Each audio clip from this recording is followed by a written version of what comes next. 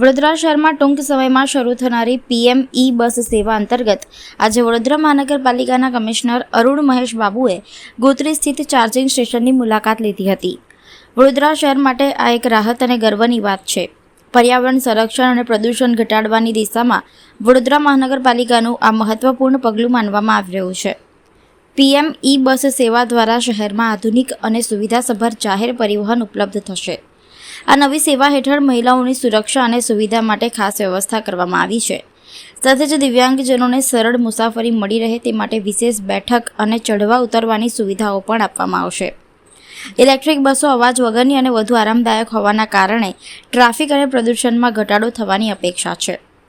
વડોદરા મહાનગરપાલિકા દ્વારા ટૂંક સમયમાં આ સેવાનું લોકાર્પણ અને રૂટ અંગેની માહિતી જાહેર કરવામાં આવશે, જેનાથી શહેરના નાગરિકોને વધુ સુલભ અને આધુનિક જાહેર પરિવહનની સુવિધા મળશે.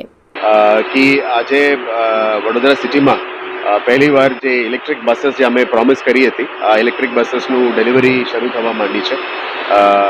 કહેવામાં ખુશ થાય છે કે આપણા વડોદરા માટે પહેલાં 100 બसेसનું સેન્કશન કરવામાં આવ્યું હતું.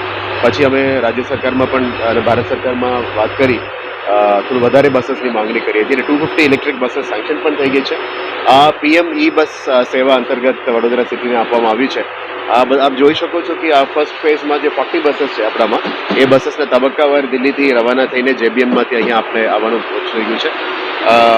આપણા આવતા મહિના પછી આપણે પ્રોપર રૂટ મેપિંગ સાથે બધું અત્યારે અમે તૈયારીઓ કરી રહ્યા છે. આ સિસ્ટમ બसेस આધુનિક સુવિધા સાથે ઇલેક્ટ્રિક બसेस છે. વન ટાઈમ ચાર્જમાં ઓલમોસ્ટ 150 કિલોમીટર્સ ટ્રાવેલ કરી શકે છે. એટલે સિટીની અંદર જ અમે આનું મેક્સિમમ યુઝ કરવાના છે. આ બसेस અત્યાધુનિક સેવાઓ સાથે ઓલમોસ્ટ 27+ સીટ્સ છે. આમાં ખાસ આપણે કહેવા માટે દિવ્યાંગો માટે સીટ્સ રિઝર્વડ છે અને લેડીઝ નારી શક્તિ માટે પણ સીટ્સ રિઝર્વડ છે. બसेस મેન્યુફેક્ચરિંગમાં જે લખીને આવી ગયું છે લેડીઝ માટે રિઝર્વ છે. દરેક સીટ્સમાં પણ SOS એમરજન્સી બટન્સ પણ છે. કોઈને પણ કંઈક એવું હોય, એમરજન્સી હોય, એ બટન દબાવીએ તો એલર્ટ સિસ્ટમ આવી શકે છે. ફૂલી એર કન્ડિશનડ બसेस છે અને દિવ્યાંગો માટે અલગ રેમ્પ પણ આપવામાં આવ્યું છે, જેથી કરીને ભારત સરકાર જે પણ પ્લાનિંગ કર્યું છે એ દિવ્યાંગ ફ્રેન્ડલી અને નારી શક્તિને યાદ રાખીને કર્યું છે. ડ્રાઈવર સાથે અને કંડક્ટર સાથે ઇન્ટરેક્ટિવ સેશન પણ છે. એટલે ડ્રાઈવરનું કંઈ કમ્યુનિકેટ કરવું હોય, કંડક્ટરને કંઈ કંડક્ટ કરવું હોય, એમના માટે અલગથી સિસ્ટમ પણ રેડી કરવામાં આવી છે. દરેકમાં સીટ બેલ્ટ સાથે પણ રાખવામાં આવ્યું છે, જેથી કરીને સેફટી, બધાને સેફટી અને સલામતી આપણા માટે ઇમ્પોર્ટન્ટ છે. એટલે one of the latest systems છે. આપણે પ્લાન કરીએ છીએ કે એનું ટિકિટિંગ સિસ્ટમની પણ અત્યારે થઈ ગયું છે. રૂટ્સની મેપિંગ પણ થઈ ગયું છે. એટલે ટૂંકા સમયમાં પછી પ્રોપર રૂટ બેલેન્સિંગ અને મેપિંગ કરીને એ કાર્યક્રમ કરવામાં આવશે.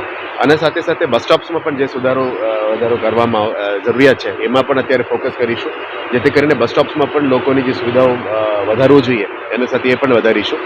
પણ આશા રાખીએ કે વડોદરામાં જે આટલા વર્ષોથી પેન્ડિંગ જે હતી એ અત્યારે ભારત સરકાર અને રાજ્ય સરકારની મદદથી અમને વીએમસી માટે પૂરું પાડી ગયું છે. નવા બसेस પણ આવી રહ્યા છે. એટલે વી આર હેપી કે આ પહેલા તબક્કામાં ગોત્રી ચાર્જિંગ સ્ટેશન અને આપણા ટ્રાન્સપોર્ટ નગરના જે બીજી ચાર્જિંગ સ્ટેશન છે ત્યાં બંને જગ્યામાંથી સિટીનું બसेस સર્વિસીસ શરૂ કરીશું. પછી આપણે 2 જગ્યામાં નિઝામપુરા અને એક સાઉથ ઝોનમાં પણ પ્લાનિંગ કરીએ છીએ. એટલે 4 ઝોનમાંથી 4 નેટવર્ક શરૂ કરશે. આ સિટીની અંદર તમામ સિટી બસ સેવા તરીકે ઓળખવામાં આવશે અને આપણે ફીડર બસ સિસ્ટમ તરીકે જે જીએસઆરટીસી સાથે અને મોફેસિલ બसेस સાથે એની ફીડર સિસ્ટમ પણ શરૂ કરી દેવાના છે.